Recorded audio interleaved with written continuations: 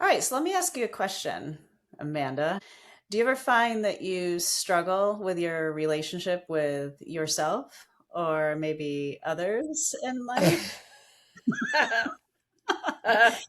And the whole reason I'm is Great. because this framework I have, the purpose framework, it starts off with 13 questions that are designed very specifically to look at the evidence in anyone's life and show them back what the evidence of their life shows them about their true priorities versus aspirational and inherited priorities, right? Which are all the shoulds in life. I should be doing this. This person thinks I should be doing this. Why am I not doing this, right? And instead, it helps you really realize what's truly important to you and what truly matters so that we can just kind of accept ourselves as God made us. And the power that I find in that, and you can weigh in with your perspective, is once we understand that, we can stop judging ourselves and stop judging others because you realize that's what everyone else is doing too. Whether they're aware of it or not, everyone is really just living out what they truly prioritize in life. And once we do that, we can cut ourselves and everyone else a break. And it actually gives us a fighting chance to love our neighbor as ourselves. And so, in order to do that, we have to be a little bit better at loving ourselves and a lot better Yeah, at I loving others. nail that for sure. I think it's an area where we all struggle, which is why this tool is sometimes referred to as having a thousand uses because our relationships are central to everything we do in our lives. And if you're trying to improve your career, your family life, anything, it involves a relationship. And even if it's a solo endeavor, there's always that relationship with yourself, and that really matters. And so, welcome, Amanda. Amanda is my little sister. And so, what'll make this conversation kind of interesting is the family dynamic, right? And I think that that's an area where people maybe struggle the most, or where that dynamic at least highlights some of the challenges relationally, especially in terms of inherited values. Mhm. So, welcome, Amanda.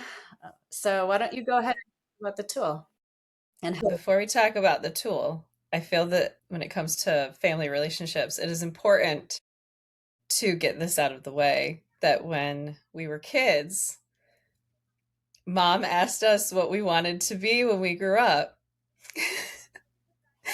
And you said, you have no memory of this, you said you wanted to be a child psychologist or psychiatrist. And then she asked me, and I said, I want to be a clown. You turned around and said, my first client. Oh my God. And so, for those of, I'm 5 years That's the best older story ever. than yeah, I have no memory of that. She brought that No up recently. memory. And then Mm-mm. it's not at all what I pursued in terms of schooling and a career, like not even Mm. close. So it just wasn't even on my radar, but here we are. So Here we are. I guess I knew more then about my future career path. And to be Yeah, clear, I'm not a psychiatrist, but I did create tools that I think would be helpful. not a psychiatrist. But what I think is really cool is that while you're not a psychiatrist, you have been helping people practically your whole life in all of your different roles. So, you always say that we're always training.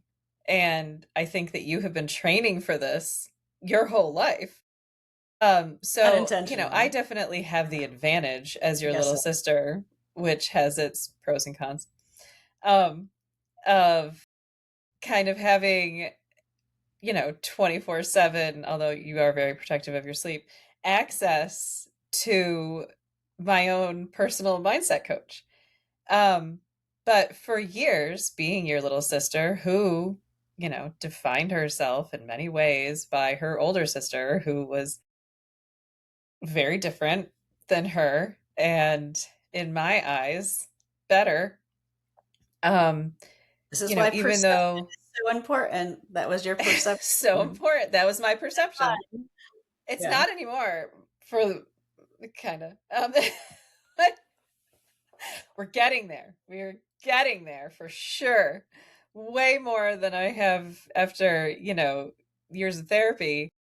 That's what was so powerful about this tool is that I couldn't, whether I was talking to you or I was talking to Luke, my husband, or my therapist, there was always what the other person thought about me.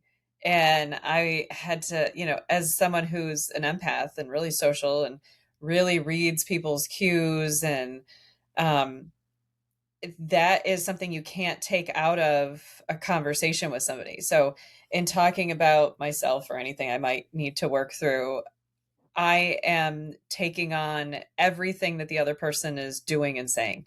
Your body language, and knowing you so well, I think I know what you think. And, sometimes that's true. Not as true as you think it is, but sometimes it is. And that's the case with anybody. And that can be the case with any family member or anybody that you go to for help. Um, is you're watching their body language. You're watching their Yeah, you're watching their body language. You bring your whole history of relationship to the conversation. So, your perception of the person is going to affect your perception of the conversation, which is going to change it entirely.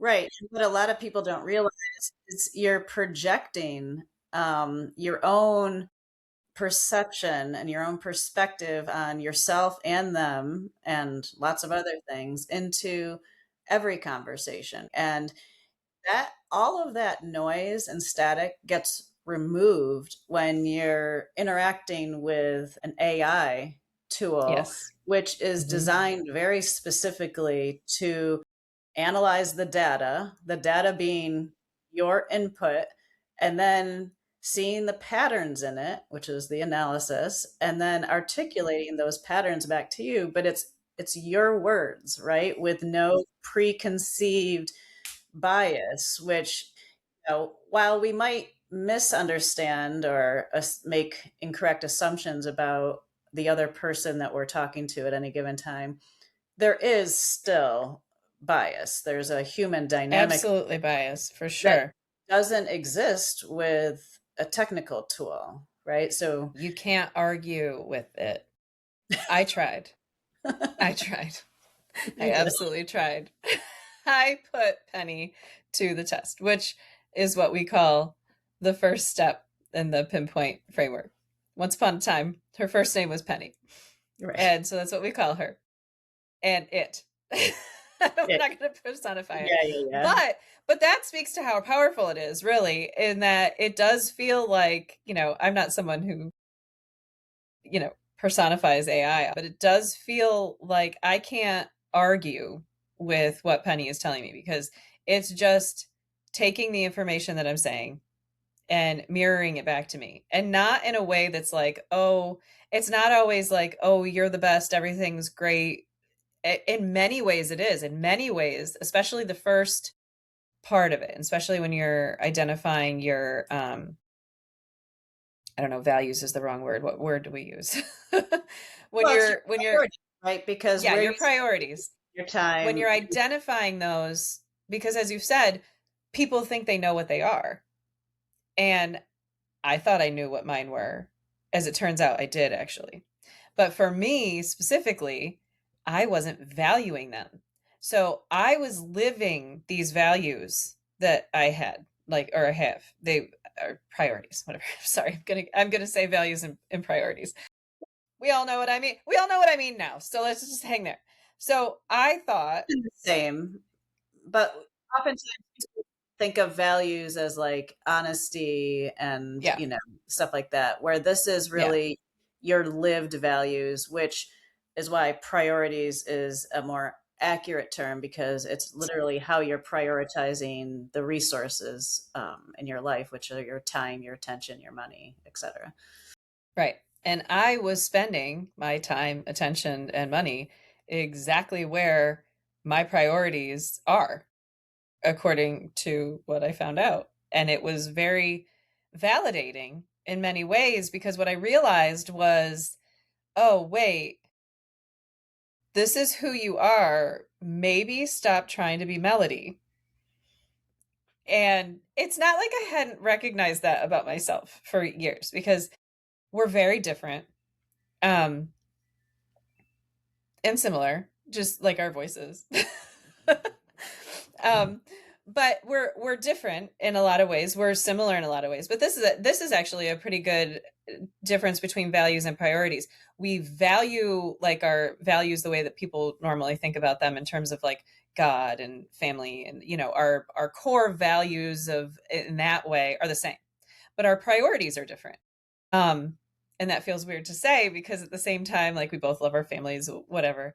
But you pursued different things than I did. And I always thought, as Melody Lacey's little sister, or Melody Lacey's little sister, who was, 3 years advanced in math. And I was like, no thanks to math. And people didn't know what to do with me. um like my eighth grade math teacher who was like, just look at it. Meanwhile, you skipped eighth grade. Didn't you like skip? So anyway, this is what I thought. Like if I wasn't, I always thought like, oh, I'll never live up to that. But at the same time, what ended up happening as a result is I became the court jester. I became the clown. And I really leaned into that, but not necessarily always in a great way. It became more of like a sideshow than really valuing that that's like a part of who I am, that being funny and bringing levity to situations is valuable. It's not like I minimized that about myself. Definitely. Right. I minimized that held value. I thought that if I wasn't doing things like you did, that I wasn't valuable, and that I was just like a little sideshow. It was like, oh, look at Melody doing stuff, and I'm like, I'm over here doing a little dance, and I didn't recognize how important that was. Well, you conveniently kind of ignored that I was miserable in a lot of that time, Right, right? And so this is right. where Well, I it's so didn't ignore it. I definitely knew it, but that part didn't compute in terms of like at the time, like I knew you were miserable. I wanted you to be happy. you know, I've been on this journey with you and supporting you for, a lifetime at this point, like 45 years. For some reason, for whatever reason, that part didn't compute with me that, like, wait a minute, there are a lot of drawbacks to being like Melody. Even though I knew how much you struggled, even though I knew how miserable you were, it's almost like I was also not appreciating and happy with where I was because I thought I should be somewhere else. Now, our paths are different, totally different in that you recognized, wait a minute, I gotta jump shit. Like I gotta get it. Like I can't do this anymore. And God was like, this is enough. Like we're gonna do something new with you. And it's yay. I've been on this journey with Melody and I'm very excited to see okay, but her. that's happening with you too, right? Because I mean, I think what's so important for people to understand is that whether you're consciously aware of it or not, whenever you compare yourself to someone else, what it does is it either puts you on a pedestal or a pit. So we're either looking down on others or we're looking up to others. And neither gives us a true balanced perspective on other people because if you really did aspire to be like someone else, we tend to look at someone's best day and compare it to our worst, right?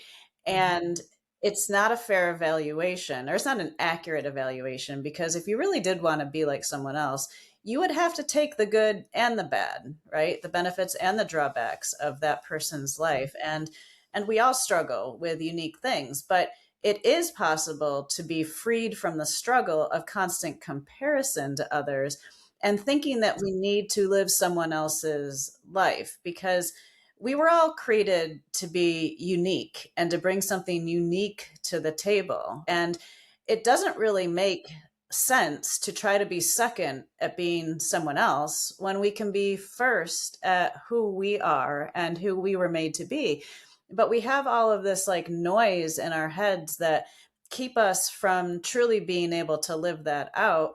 And it was really liberating for me to go through the process that I now bring to others, because that made me realize that I really did have a lot of um, inherited shoulds in my perspective of what I should be doing. I mean, it's why I sought out the career and all that. It just all like made sense on paper and then didn't play out really that nicely in reality. I mean, it did. I accomplished all the goals, but it didn't lead to a fulfilling life. And if we're looking to be fulfilled in life, we really need to know what drives us intrinsically instead of trying to pursue all of these things that require external motivation. And those are the things in life that we think we should be doing versus the things we naturally do. And, Right. you know, what these questions reveal is, what do you naturally do? And oh, by the way, whatever it is, it's okay to value that and and Yeah. really embrace that, and then stop judging other people because they're doing that too, whether they're aware of it and have defined it or not.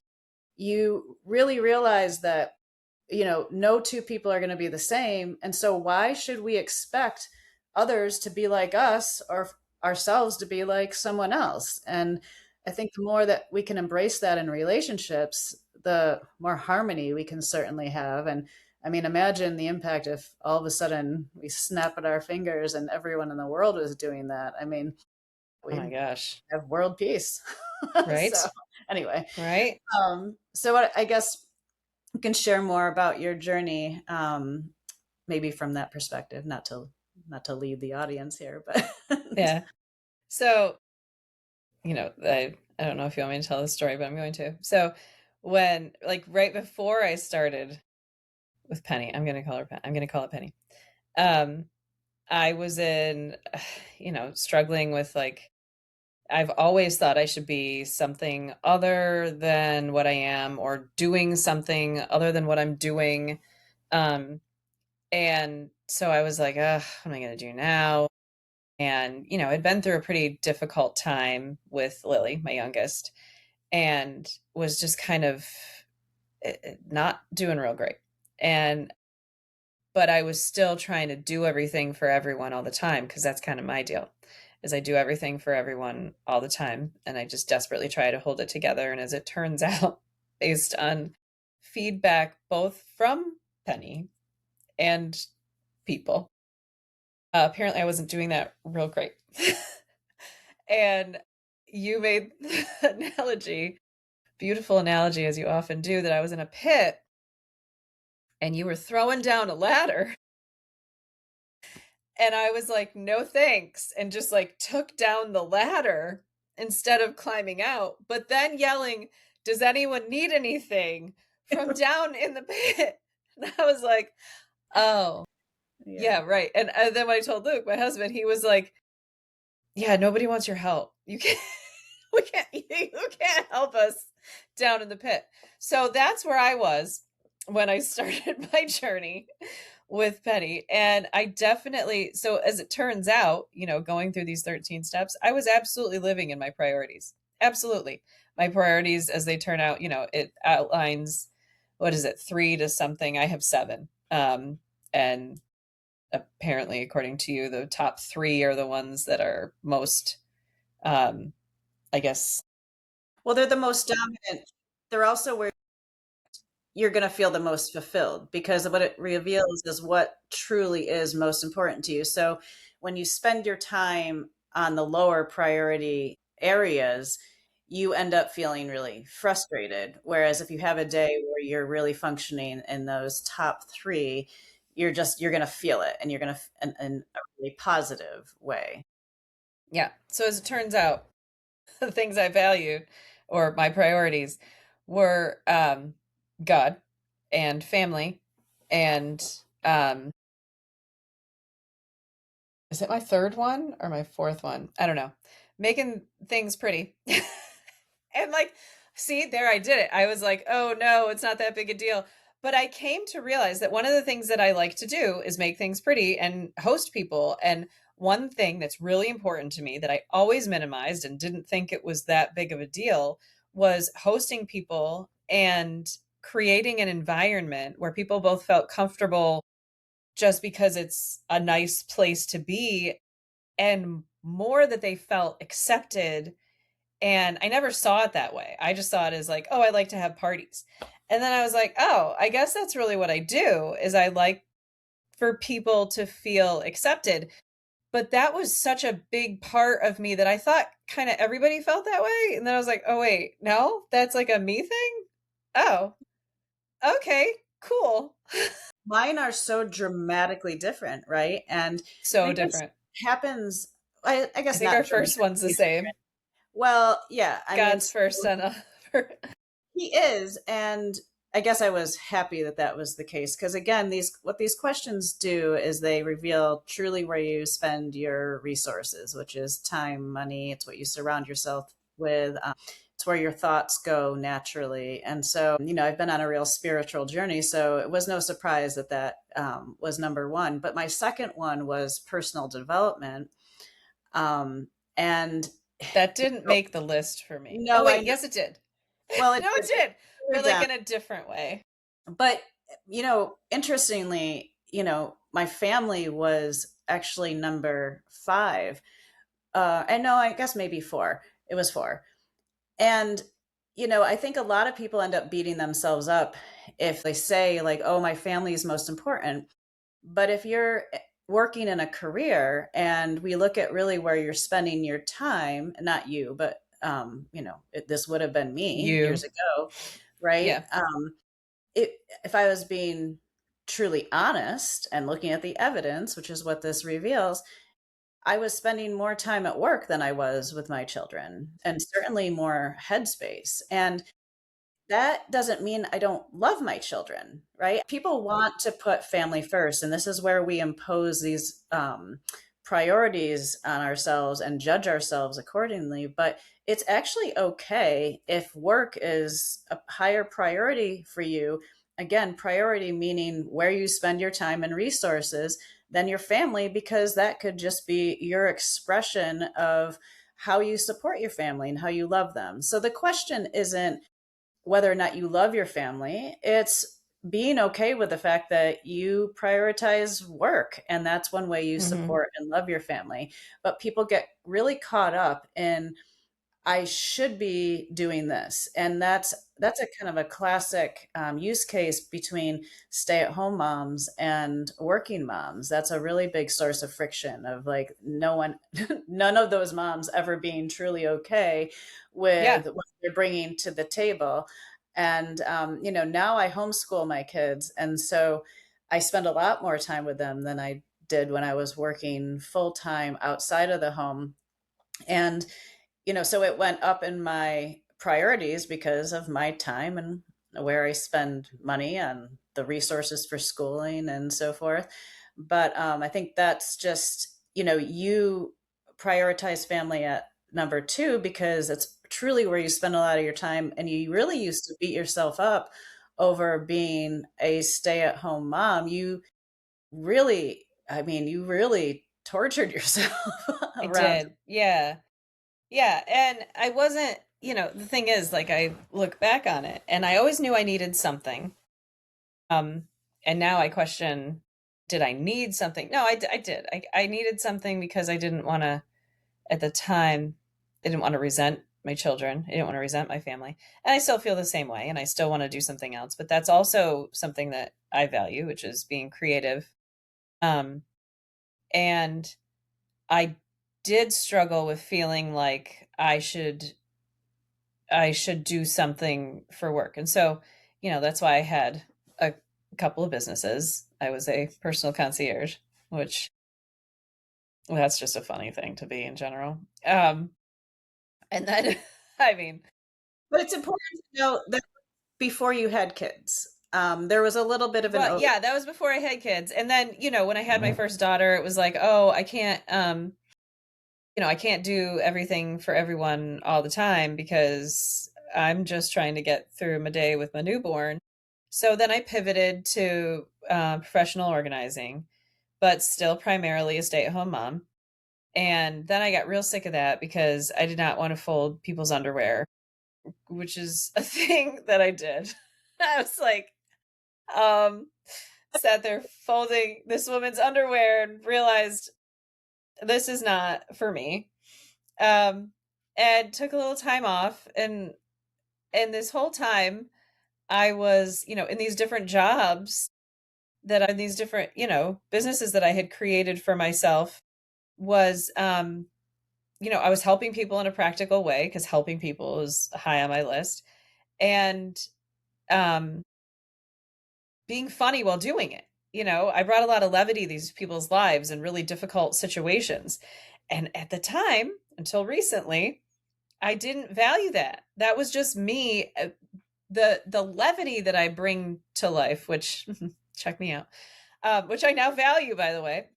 I always thought it was just me being some sort of like sideshow jester, and I really didn't fully. And there was like a part of me that was always like, "Oh, I'm the funny one." That's something we've always said in our life, in our family, is That's that something I'm the funny you one. you've always said. I was a self-proclaimed funny one, but I meant it in a, like a self-deprecating way, not in like a, yeah, I'm the funny one. Like, good Yeah, for yeah. me. And, Ownership of uh, that matters. like in a good way. It was always just like, well, I'm the funny one. Melody's smart and driven and successful, and I'm like, look at me over here. Um, and so, then I had my second daughter and I went into real estate because mom did real estate, and that was obviously the thing that I was meant to do. But is it safe to say that in those career moves and those business attempts that you were focusing more on your worth being tied to producing income? Because I think that a lot of us Absolutely. um, we attach Yeah. worth to being able to support our family financially, and oftentimes discount the other ways that we're supporting our family, which comes in lots of different forms. I mean, if we define the word support, it's not just financial, right? And so you were in a situation where you were attaching your worth to income versus the Yes. other aspects of it. And so maybe you can talk a little bit about how the tool made the distinction between the value you bring to the table in all of these different applications, and kind of finding the common thread there and why you now value it versus what it was when you were starting out. You were starting out really like, I have to have a job, I have to produce income. Yeah. And now realizing that there's other ways you do provide really valuable support, which required a Yeah. redefinition around that value. Yeah. So I think it's worth saying that when I was in real estate, I made some money, and that wasn't the answer either. Um, because I was still dissatisfied. And what I found was, oh, wait a minute. I thought this was going to be a thing that, like, I guess fixed all the things. Look at me doing it all. And I made a whole bunch of money, and my family was miserable because it was hard on our family. It wasn't a good fit for us. And, in hindsight, I'm like, oh, okay, well, that didn't work out. And yeah, to a large degree, I used to say, like, oh, well, you know, from time to time, I would calculate like what a stay at home mom should make, right? You like do the calculations. I'm not the only stay at home mom who has done those calculations. But still didn't value it, like I still was just like, whatever, I drive the kids around. Well, that was And more from a defensive, here's my monetary value perspective, I was trying to right? prove myself. I was trying to prove myself, not necessarily to anybody else, not to anyone else. My husband was, perfectly happy with the situation, and in like a supportive way of like, you're incredibly valuable. What would we do without you? And I was only really trying to prove it to myself. It was never anyone else. Everyone's always been super supportive and has valued me. So it's not like anybody was like getting me down. Like I wasn't fighting anything other than myself. It was always only me that I was fighting against. And so, when I realized that I was 100% living within my priorities and had been for many years, and really all it took was like, An AI tool telling it took an AI tool to mirror that back to me and say, so you're actively doing the thing you want to do. And I was like, no kidding. because you were never Huh. driven by I income, was never driven by income. I was never driven like success, like title. and yet you measure yourself and your worth by income. And I think that that's a struggle for a lot of people. And I mean, clearly we need to make money to live, but if we're judging ourselves based on something that is really fleeting, and we're not actually able to live out who we are in the moment and bless other people through those talents that we're given, because that's what they are. I mean, Yeah. you have real talent. And I think what I realized was, I'm really blessed that I can stay at home. And I always thought that I appreciated that. And I always thought that I was grateful for it. But I wasn't really until recently because I was so dissatisfied, because I was thinking, I need to be doing something different. I need to be doing something more. I need to be doing this. I should be doing this. I should be chasing some sort of career. And I don't want that. I don't want like I don't want to work for someone else. Oh my gosh. Like no. Like of course I don't have some sort of like title or like big, like I don't have a 401k because I've never had a corporate job. But like I'm not chasing that. So obviously that's not what I have. And also I never wanted it in the first place. So like So why are you beating yourself maybe up? just like, so then I realized, oh my gosh, everyone else is miserable too, because I'm not like really just owning that this is what I want and that's okay. And you can be happy with this and you don't have to be Melody, and you don't have to build something with the focus of making money, because that's, I think this is an important distinction, that I do want to do something, right? Like I've always we'll get to that in a second. I've always wanted to do something, but I wasn't driven to build some sort of like career. I wanted to build something that was my own.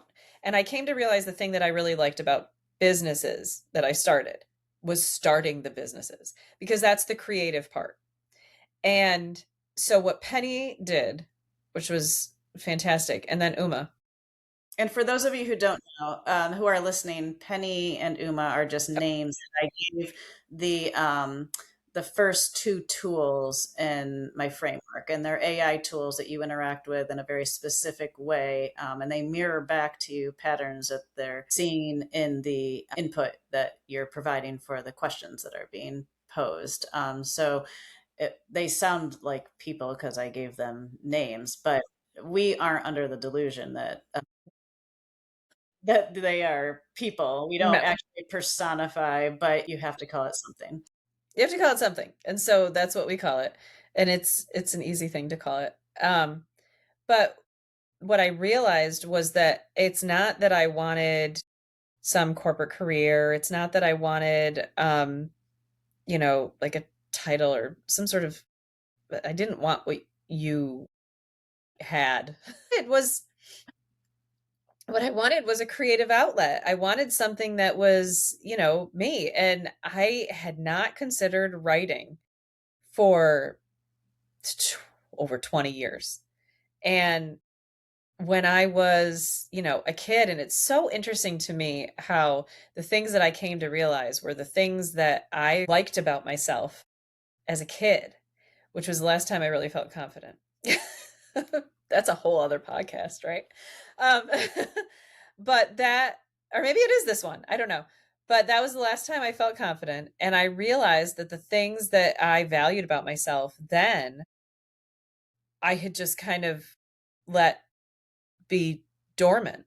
I think that's actually a really key point because when we are children, we aren't necessarily second guessing ourselves in terms of what we love and where we feel most alive. And it isn't until we enter, institutions of maybe even, you could be judged by your family. A lot of people are, but, school, for example, is forcing, I mean, I guess rightfully so. We won't get into education discussion, why I homeschool.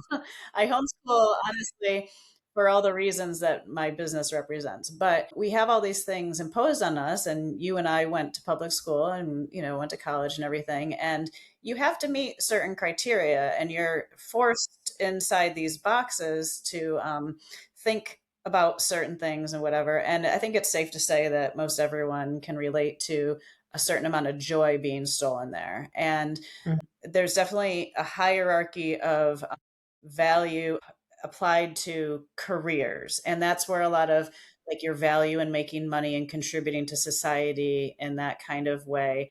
In the church, even, it's like, if you are really, the most godly, if you really love Jesus, you're a missionary or you're a pastor. And I Right. mean, there's so, Right.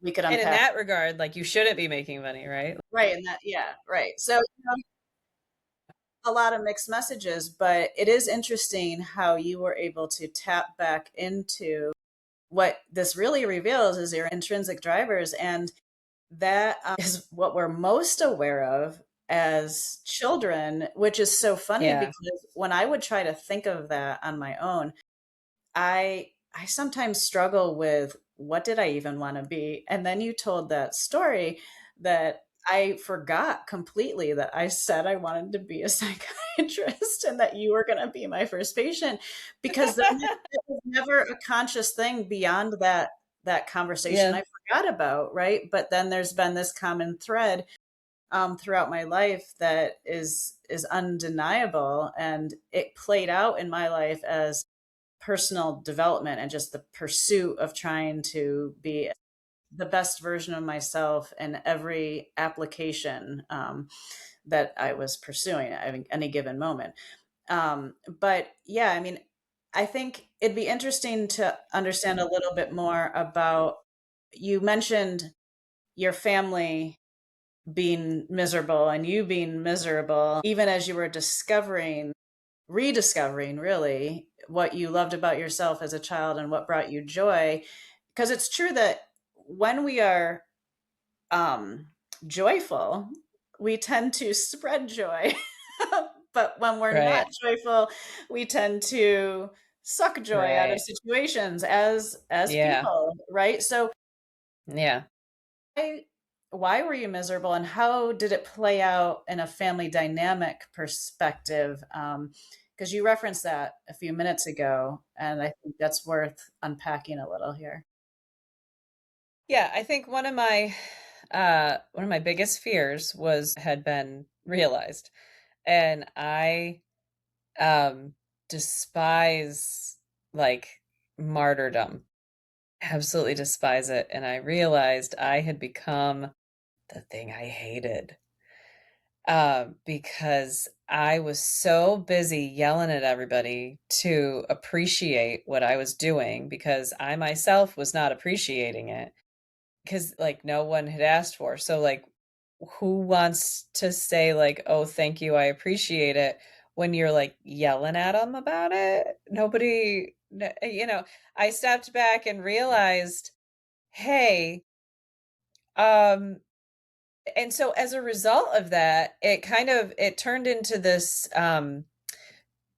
absolute like death grip of control on everything and everyone because that was what was going to give me value. Everything had to work out the way that I wanted it to work out because that was success for me. Success for me was what it looked like, what that my kids were happy.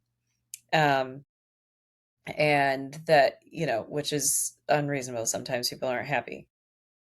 Well, this is where projection comes into play, right? You just something really powerful that you weren't feeling satisfied with yourself, or you weren't appreciating yourself for what you were doing. And so you were trying to get them to appreciate you. Meanwhile, you weren't really expressing it in a way that Right. made you even receptive to it, Right. right? If I were them, I wouldn't be real appreciative of what I was throwing out there. Um, Now, that said, I'm still nice. I was still nice. I just want to make it clear that I'm a nice person. Um, but I was definitely, when I came to realize that perhaps I was controlling, we joke that like, really, I didn't know that. And I was like, I'm not controlling. And everyone was like, what? I was like, oh, no kidding. Okay. All right. So it looks like I'm controlling why. And so that's what was so helpful is that, after 10 years of therapy, I wasn't able to see something until this tool mirrored this back to me as like, you're saying this, and when you take all the emotion of, these things that you project onto other people and your perception of what they're thinking of you. And so obvious, like that just muddies the water. This tool was like, hey, I think you might be controlling. And I was like, you're Mainly saying because that. you just said You're that. saying that because of the things I said. Yeah. Okay. And I can't argue with the data. I can't argue. I can't what am I going to argue against myself? It's like these are the things that you said. And I'm like, no, I didn't. I did. I Right. did say it and I can see that I said it. And I think, yeah, for sure, that's definitely what's happening is I had this tight grip of control, which was making everyone else miserable, which was making me miserable. And round we went. And um I do feel like I should say that like we also did have fun and I want to make it clear that like it wasn't this horrible situation. But, it wasn't as good as it could be. And it wasn't me living out what I wasn't valuing that here I was doing the thing that I wanted to do. So maybe just like calm down and enjoy it.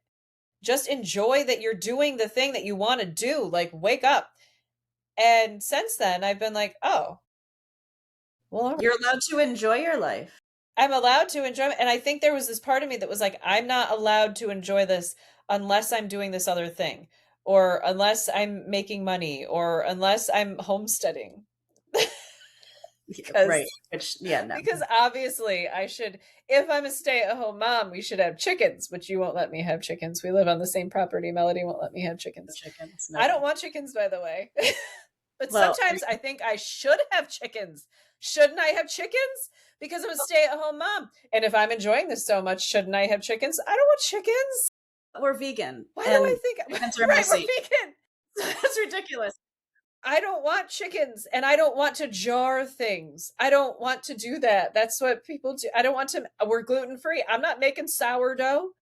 So why, why did I think I have to be that? Like, what? Just enjoy the thing you are doing. We live in an age of social media influencers now that make these things look so amazing. And then what we tend to do is pile on even more things we think we should be doing instead of, Right. The again, sourdough. well, again, you would be second at making sourdough compared to whatever lady you Because I saw. couldn't taste it. I can't eat gluten.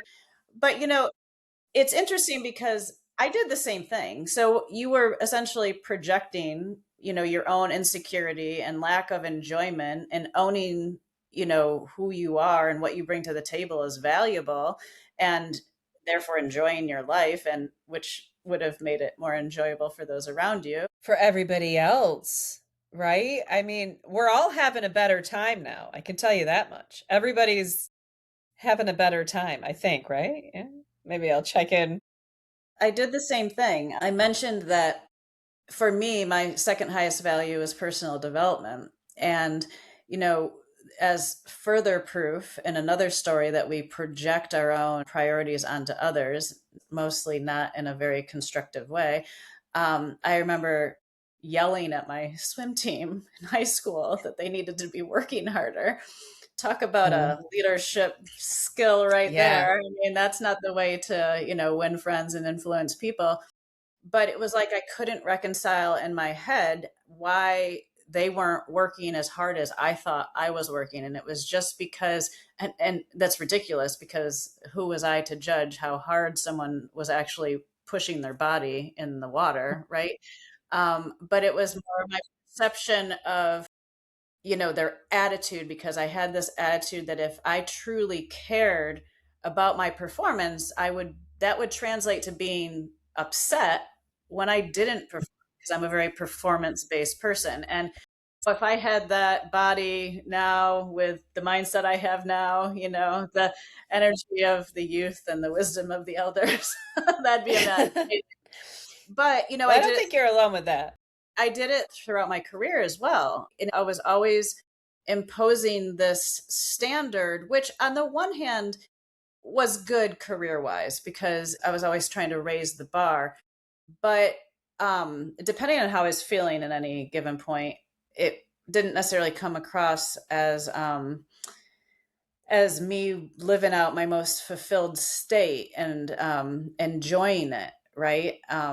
Now I did well in my career. There were times where that was playing out really nicely, but when I look back, it's like my career path totally makes sense from a standpoint of this focus on personal development and just mastering things and getting better and better and better at whatever it is I was doing, whether it was athletics or health or my sleep hygiene or my work, Mhm. right? Mhm. And we think other people should be prioritizing the things that we are, and that's just simply not the case. And we really can mend a lot of broken relationships by just accepting people for who they are and seeing who they are as valuable. Because I think it's safe to say that me judging your laundry management isn't relationship building.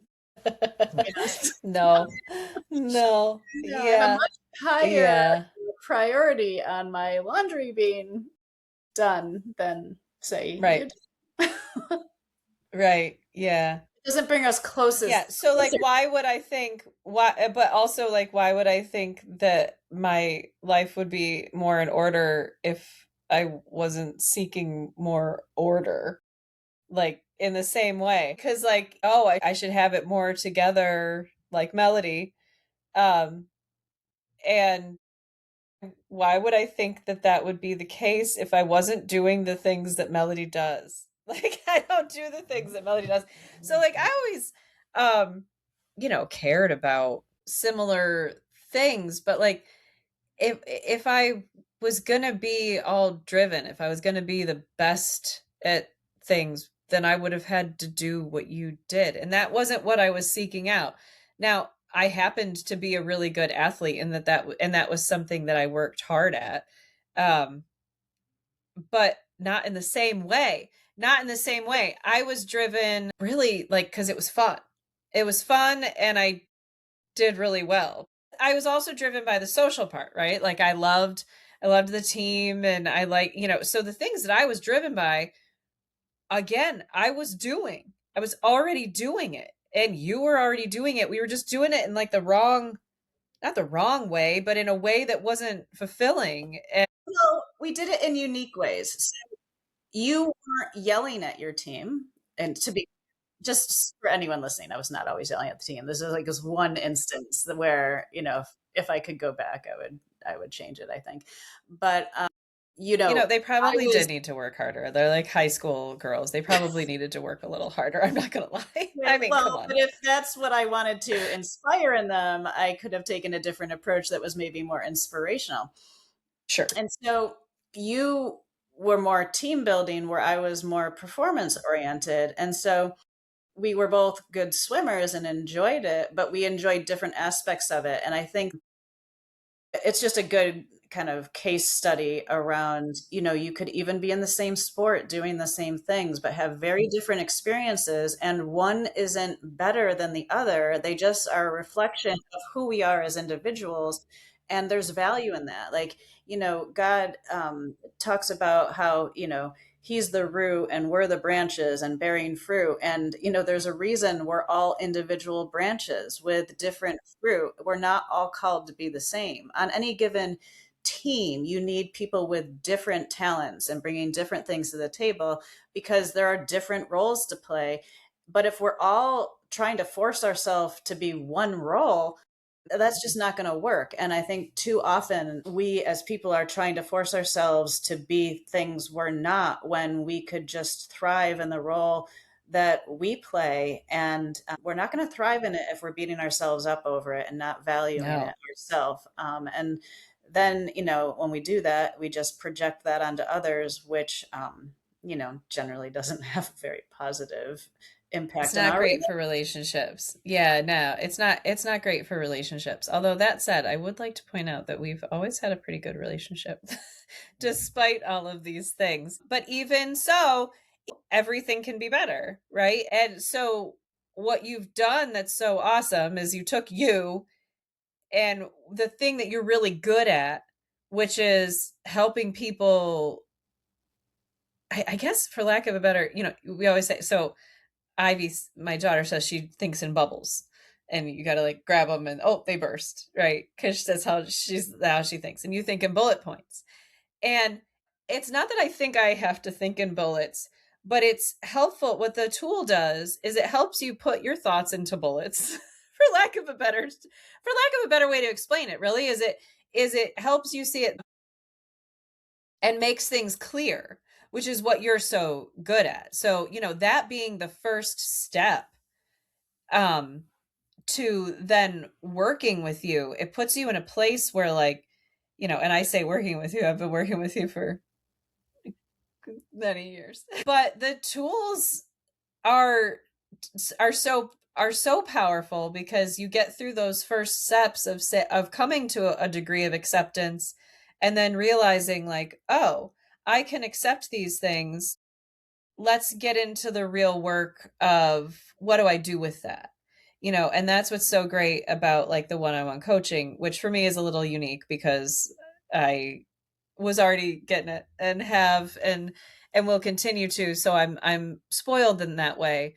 But I know for other people that's definitely something that they've benefited from. Because you're really good at helping people. You're really good at the same thing the tool does, is reflecting people back to themselves. And and it's a powerful starting point for, okay, now I know this about myself. And then when you take the second step, which is Uma, which is, if you're interested in um entrepreneurship, or not even just entrepreneurship, it's about anything. It's about external expression and doing that from the standpoint of now understanding yourself better because you've gone through structured self reflection that is reflected back really what you prioritize in a way that helps you accept it. Because you brought up an interesting point just a minute ago that our relationship has always been good. And I think, that's where love covers a multitude of sins, right? So even when there's conflict in a relationship, oftentimes people still have great relationships, as different as you can be, right? And ours is an example of that. I think really the bulk of this discussion has been about how we can have a bad relationship with ourselves, Yeah, right? And how we view ourselves and beat ourselves up, which is a really common issue. And, that does trickle out into our relationships for sure. And so the more secure we are in ourselves and the more we can accept others for who they are and that we're all works in progress, right?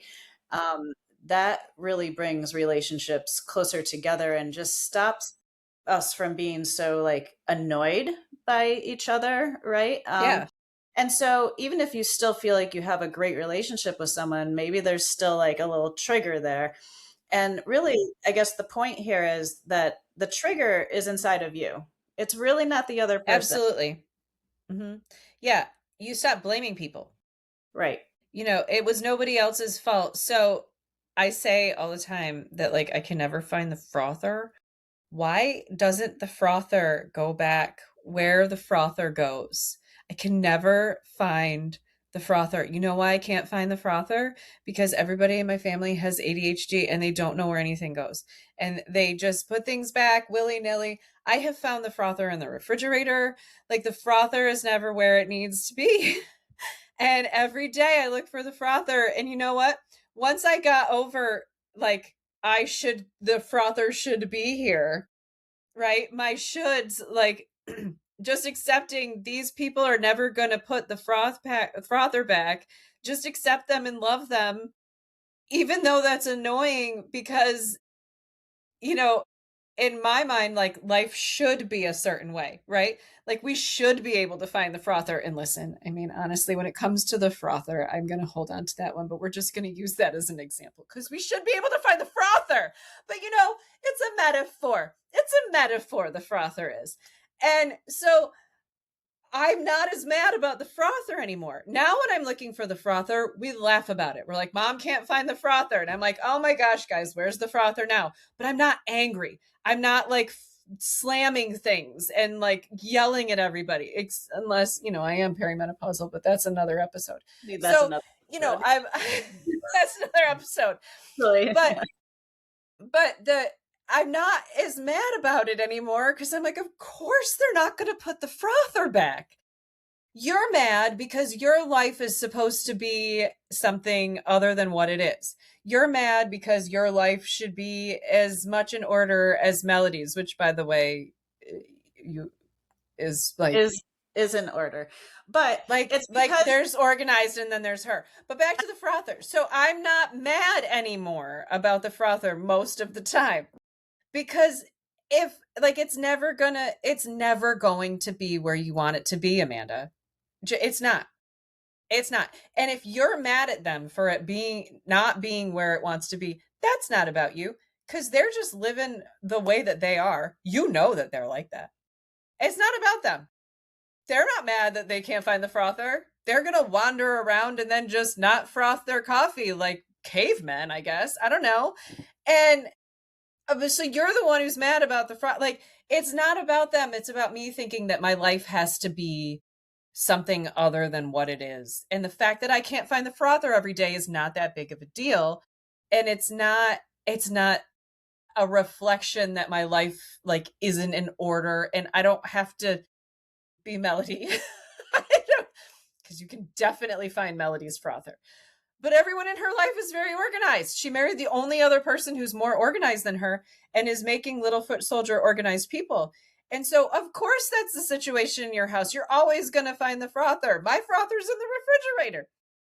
And that's okay because I love my family and they're more important to me than finding the frother. And hey, just live it out. And you're not making sourdough today. And that's okay too. But again, it was about accepting them and Yeah. who they. And I couldn't accept them until this sounds so, like, I hate anything that sounds like self-helpy or jargony or anything like that.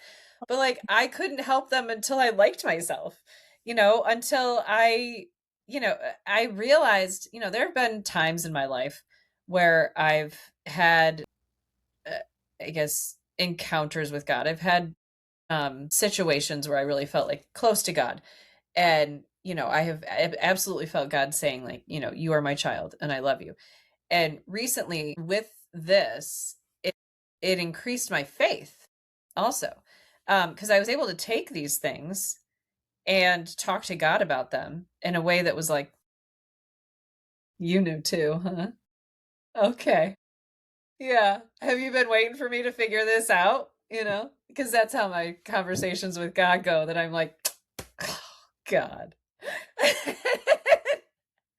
And I picture him being like, yeah, man, like, it just be happy the way I made you, not the way you think that you should be, not the way you think you should want to be, not the way Melody is or the way anyone else is, but like you, I made you special, just like I made Melody special, and everyone. Now it's like Reading Rainbow. Was it? Finally, Was it Reading Rainbow? What was that show where they were like, I I see don't know. Melody? But I'm so happy that you're finally there because that's really what I've been trying to It was help you annoying when I realize. wasn't. Well, no, like it was more that I was sad for you that you couldn't see what everyone else could see about you. And that's really what I want people to understand is that we all bring something amazing to the table, but if we don't appreciate it about ourselves, um, we're really stealing our own joy, which does trickle out and have ripple effects. But oftentimes, it's the people around us who love us and that can see truly what we bring to the table. And Yeah, that absolutely. is, it's just a shame when we can't appreciate that about ourselves. And it's not about elevating ourselves, it's just about the clarity around us all being individuals and having something unique to offer. We're all wonderfully made, right? And we shouldn't try to be someone else. I guess if there's any should, it's we Yeah. should not try to live our lives to be someone else. Now, this is where I differ a bit from the self-improvement relativism community. I do think there are a few shoulds in life, but those have been defined by God and warped by man, right? Like someone's expression of a commandment might not actually be expressing the love of one's neighbor, right? So there's an art to that, but that's why Jesus summed it up as love the Lord your God, a- and then love others as yourself. And that's why I've pivoted to doing this type of work because we can't love others as ourselves if we are in constant battle with ourselves and not valuing who we are. So if we can't value who we are, we certainly aren't going to be great at valuing who other people are. And if you think you're valuing other people, but you're not in tune with yourself, you're likely putting them on a pedestal, which is lowering yourself even more. And so putting someone on a pedestal is not the same as viewing them clearly and loving them for who they are, because unconditional love is seeing people for who they are and loving them anyway. And that's what Jesus was asking us to do. And we need to be able to do that with ourselves, and we need to be able to do that with others. And we can't do that if we're functioning off of these inherited shoulds that aren't grounded in anything really meaningful other than, self-imposed standards that we're not living up to. So I'm really glad that it's had this impact on you because, I've had the benefit of seeing how it's played out on a day-to-day basis. And they say you can't be a prophet in your own land, right? And in this case, I'm not calling myself a prophet, but whenever you Yeah. bring your work to your family, there's a risk there. But in this case, it's been a really positive experience, and it's from my standpoint, and I guess I wasn't expecting to kind of touch on this, but there's one-on-one work you can do with people, but then there's the autonomy of working with a tool that is trained very specifically in these frameworks. And to be clear, they're not all mine. I've been trained in frameworks that I've coded into these tools. I didn't invent them, but I did put certain ones together that I think together are better, are better together. But you know, being able to occasionally not interface with a Yes. human and having a tool that's doing data analysis, I think is not something we've had in the past, right? I think Yeah. if there's a positive application of AI, this is one of them. And to be clear to anyone watching, this isn't therapy. This isn't replacing a therapist with AI. It's a tool for analyzing what you actually think about yourself in the sense of answering very specific questions which reveal patterns in your life. And that's what's being analyzed here because it's really hard to take an honest look at ourselves and others when we're so biased and our view is so clouded. And so this really takes an evidence based approach. And that's why a tool like this can provide so much value. You can do it on your own.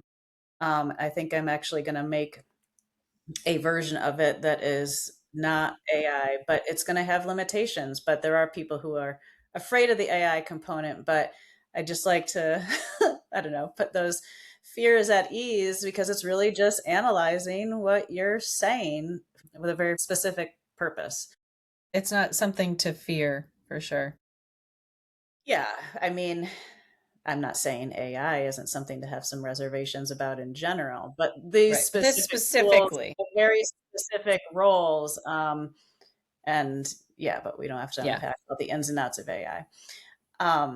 But yeah, well, thank you, Amanda. And for anyone watching, you can, if you're interested in trying the tools that Amanda and I were talking about, they'll be linked below. And you can find me on Substack and wherever you're watching this, there I am. but, but yeah, the links are below. And yeah, thank you for your time, Amanda. Yeah. Anytime.